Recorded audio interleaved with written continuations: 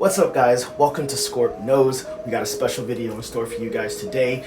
We are talking all about modifications and alterations to current and existing patterns, all right? Pattern that we're going to be using today is McCall's 7637. If you follow me on Instagram, I've used this pattern plenty of times. You know I love jackets, bomber jackets in particular. I think they are probably one of the most versatile pieces that men have in their wardrobe. And then number two, especially pertaining to this video, bomber jacket patterns, I feel, are one of the easiest to modify and alter in order to make any other top that you want to. With today's pattern, we are going to be turning that bomber jacket into a coaching jacket. And for those of you who have no idea what a coach's jacket is, here are a few examples. All right, and as an added bonus, all right, we all know what next month is. No, we are not talking about Valentine's Day. We are talking about Black History Month. Yes, that is next month. And I was lucky enough to partner with JoAnn's and have access to their exclusive new fabrics in hopes of making a piece that both highlights the creativity and the contributions of Black Americans, those who have came before us, and those that are making contributions and an impact in today's society. All right, so today's coach's jacket is all about you guys. It's dedicated to you. Hope you guys love it. Can't wait for y'all to see the finished result. All right, so now that we got that out the way, let's do what we do best, baby. Let's sew. And here we go. All right, so first thing I always like to do is have a visual representation of what exactly I'm going to be making. Here I am just drawing out the coach's jacket, nothing too fancy, waist length, drawstring at the bottom. Remember, this is going to be a modification from the bomber jacket, so we are not gonna have any rib knit collar or cuffs. We're just gonna go standard in that regards. And of course, you know your boy's extra, so we gotta go above and beyond. I'm actually gonna be doing kind of a color blocking technique using two different fabrics from JoAnn's exclusive collection. And as you can see here, just labeling where each is going to go. And this is the coach's jacket for you guys.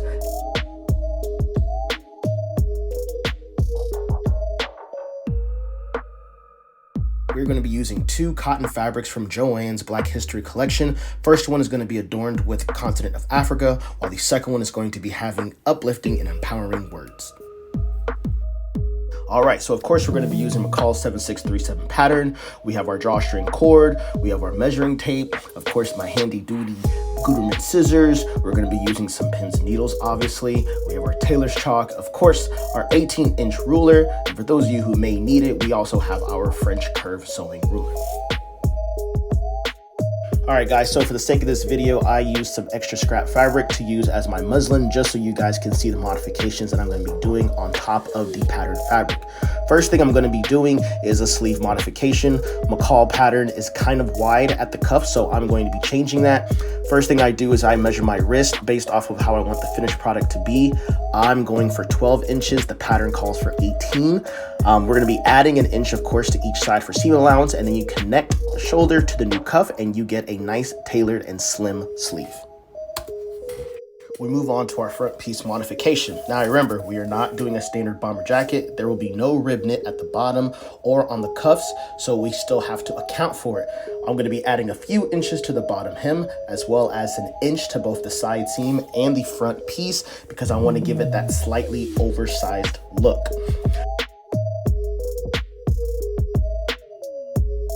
Same thing you do to the front, you have to do to the back piece. We added 3 inches to the bottom hem on the front. We're going to be adding 3 inches to the back, as well as an inch to the side seam. And now for the fun part, design deconstruction. Refer back to the drawing. We're going to be doing a color blocking pattern using the two contrasting fabrics. With our front pieces, you want to have one front piece with each fabric, and then we're going to draw our design on there. As you can see, I'm actually freehanding it, but please feel free to use your French curve ruler. From there, you want to go ahead and cut the design out. And remember, you are going to be filling those gaps in with contrasting fabrics, okay? Now, once you have that, you want to add 5/8 of an inch to that, because remember, we have to account for the seam allowance. And once you take it to the sewing machine, using 5/8 of an inch, we're going to stitch that to sew that together, and then voila, we have these beautiful design on the front piece ready and going. Let me go ahead and zoom in so you can see the beauty of what we have created. Now for the welt pocket, I went ahead and drawn out my welt pocket design, 6 inches in length, 1 inch from the width.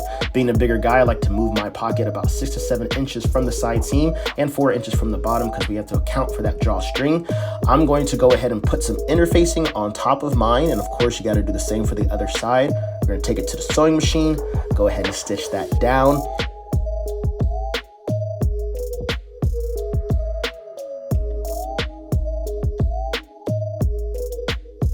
As you can see here, we went ahead and cut ours. We see the little triangle flaps that we all know and love. Our welt flaps, I want it to be a little longer than our welt pocket design, so I'm doing 8 inches by 3. Go ahead and fold that welt flap over, making it about 1.5 inches in width. I'll show you why in just a second. You want to go ahead and give this a nice good press. And then you want to connect the raw edges of the welt flap and the welt pocket design together. Go ahead and pin those together.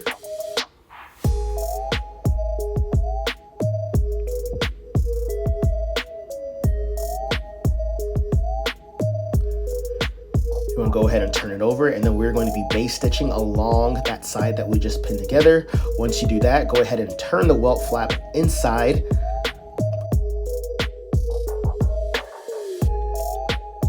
And then you're gonna give this a good press. And then that remaining free edge of the pocket design, you're gonna turn that over. You wanna be nice and precise. I'm a little OCD when it comes to this. You're gonna take this to the sewing machine and you're just going to stitch all around that welt flap, securing it in place. And this is the finished result. You're gonna get a nice little welt pocket design I absolutely love. And now onto the pocket bag. Bag assembly was pretty straightforward. I went ahead and followed the instructions for view C on the McCall's pattern. Cut out pocket bags for contrasting fabric, laid it down right side to wrong side, and I used my good friend Fabric Tack. I like to use this for lightweight fabrics just to secure them in place, just a few droplets. You go ahead and press, and then we're going to be taking it to the sewing machine 5/8 of an inch, and voila, you are done. For the front facing, I like to do mine a little different. I never really cut them out until after I've constructed the front piece, only because I like to cover the front pocket designs or any welt pockets that I may have had. Usually they come a little skinny. I do mine a little wider. So what I'm going to do is I usually start and go all the way about 3/4 of the way down from the shoulder. I go all the way down, making sure that I cover up any of the front pockets or welt pockets that I have. All right, once you have the front facings done, you're gonna turn that in about 1/2 inch. Give that a good press. I went ahead and interfaced mine before I did all this just to add an extra layer of sturdiness because this is kind of a lightweight cotton that we're going to be using. All right, so for our zipper construction, we're going to be using a separating zipper. You want to go ahead and lay that wrong side on top of our front piece. Then you're going to be getting our front facing and laying that down together, right sides together, pin through all 3 layers. We're going to take it to the sewing machine. We're going to sew it all down. And then of course, we're going to be adding a top stitching to that. As you can see, backstop at the beginning, go through all 3 layers, and now you will see the finished product. You're going to go ahead and do the same thing to the opposite piece. And then once you have it, go ahead and test it out by zipping it up. Make sure all sides are even and together, everything looking good. All right, here's another modification that I actually use on all my pieces. I added a second back yoke so I can add my designer label without destroying the integrity of the back piece. From here, you want to add the front pieces to the back piece, right sides together. Go ahead and pin them down, and then we're going to take it to the sewing machine. Like we did with our front and back piece, we have to modify the length of our sleeves. We're going to add a couple of inches to account for the rib knit that we're not going to be having. From there, we're going to be adding our sleeves to the armhole. Go ahead and pin that down, take it to the sewing machine, sew through all pieces. And this should be the finished result. Go ahead and press the seams towards the shoulder, add a top stitch if you want to. And then we are going to be using 5/8 of an inch, stitch and close our arm and side seams of our. All right, time for cuffing season, y'all. Now, easiest way I go about doing my cuffs is I just simply measure the opening, add an inch to that. In this case, it's going to be about 11.5 inches times 6 inches. The reason I'm using 6 inches in width is because I'm doing the simple fold over technique, which I find very reasonable, especially when using lightweight fabrics.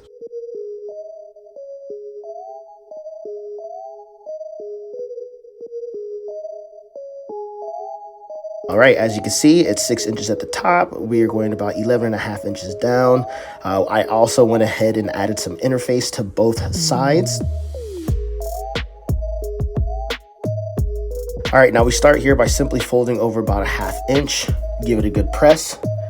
Then to the left of the side that you folded, we're going to fold in again 1/2 inch. We're going to attach this end to the opening of the sleeve, and we're going to pin, and we are going to stitch down. From there, we are going to press the seams towards the cuff. And then we are going to just simply fold over the collar. The cuff, sorry. Finish it off with some top stitching, and cuffing season is over just as quickly as it began. All right, we in the home stretch, y'all. We talking collars now. Okay, so this is another thing that I don't actually cut out of my pattern before, only because I like to freehand it and I just like accurate measurements. All right, so I went ahead and I measured my collar. Then I went ahead and cut out an upper and lower or over and under piece. I went ahead and added some interfacing to them. Then you're going to lay one on top of each other, right sides facing.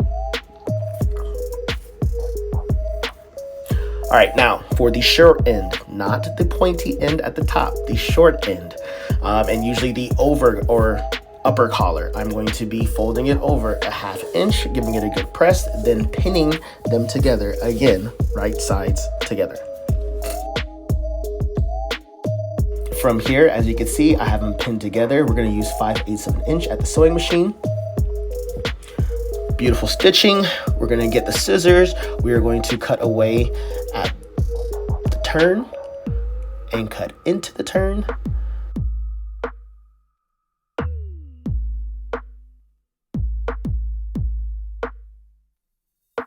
And we're going to be using this fancy pointer. And we're just going to make sure that it is nice and pointy after we have turned the collars inside out. You can see the over or upper collar is turned in that 1/2 inch, and we are going to stitch and attach our lower or under collar to our actual collar of our main piece. All right, once we've done that, again, your favorite 5/8 of an inch, you take it down to the stitching machine, to the sewing machine. Then we're going to press again the seam into the collar, and with that fold over technique and using my best friend, Fabri-Tac, you know it's coming. We're going to add a couple drops, make sure it stays in place, and then we're going to be stitching that down. And while you're at it, you can go ahead and stitch and add a top stitch all around the edges of that collar until you see this beautiful creation that we have made. Go ahead and zip it up to the top just so you can get the full effect of it. And as you can see, we have made ourselves a collar. All we got left is the hem. All right, so first things we want to do is we want to go ahead and measure the hem. Then from there, we're going to cut out the length with our contrasting fabric. I used a 4.5 inch width because I'm using that fold over technique. At the bottom and the top, you should be left with about 2 inches. You're going to be attaching that to the bottom using this drawstring cord. And we are going to be using our cord stoppers. I couldn't find any black ones, so white it is. I'm also going to be using this painter's tape because for some reason, most of the drawstring cords I use never fit through the cord stoppers without me having to use this painter's tape to get it through. All right, so just so y'all know, this is how it's going to work. We got 2 inches to work with. It's going to be that fold over technique, and from there we should be able to secure that drawstring in place.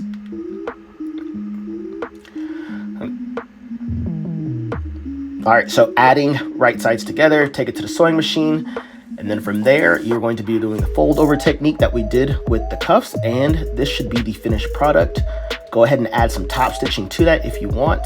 just to make sure it's secured in place, you can go ahead and play around with it using the drawstring and the drawstring stopper.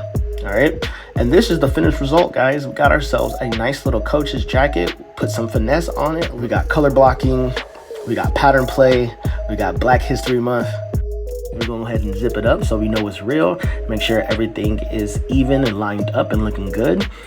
All right, now you know we got to put it all together, show y'all how we style it, how we making it for Black History Month. So without further ado, it's the coach's jacket, styled by yours truly.